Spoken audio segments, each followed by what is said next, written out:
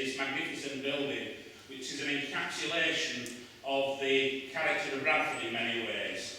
And when we go through and have the reception in the hall next door, it has a list of Lord Mayors, and the first Lord Mayor of Bradford was called Milligan.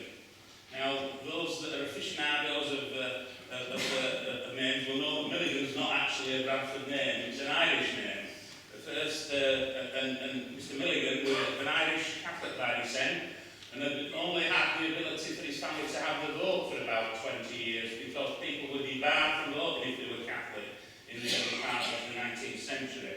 So religious intolerance and extremism isn't a new thing. A very old friend of mine, Luke Kearns, came to Bradford as an Irish immigrant in the 1940s, and he remembers the signs on the mills that said no Irish need apply. And what all of that says to me is that we have to communicate with each other. If we communicate with each other, we understand each other. If we understand each other, we understand that our basic aims and expectations for our lives and hopes for ourselves and our families are very similar.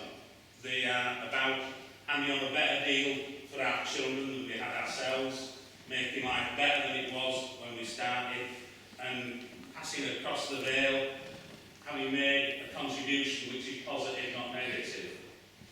We are all interdependent in this world, and I was really pleased to hear the remarks that P13. I thought they were, although unfortunately, I get some of it in there. I know there's people in the room will tell me I know more Urdu than people think, but I'll keep that a closely guarded secret, which is probably belong the gap now. I thought the words were apposite and material to the world in which we live. And I have an analysis of the situation today. I call it the triangle of extremism. We have some people on the far right who would characterise the world in context of race and stereotyping. We equally have some people on the far left who have this thing that the human beings are almost part of a machine that's dehumanised and not actually accounting for individual hopes and expectations. And we have religious extremists in small numbers, but in all faiths, one has to say, or in most faiths, who characterise themselves as absolutely right and not willing to listen or countenance the views of others. And actually what happens is that's a triangle, and the vast majority of us sit in the middle of that triangle, and if we're not careful, we become afraid to articulate what we believe because we think we're feeding one of the elements of one of the points of that triangle. And if we do that, what we do is we cede the field to those people who have extremist voices, and we let them guarantee and define the argument.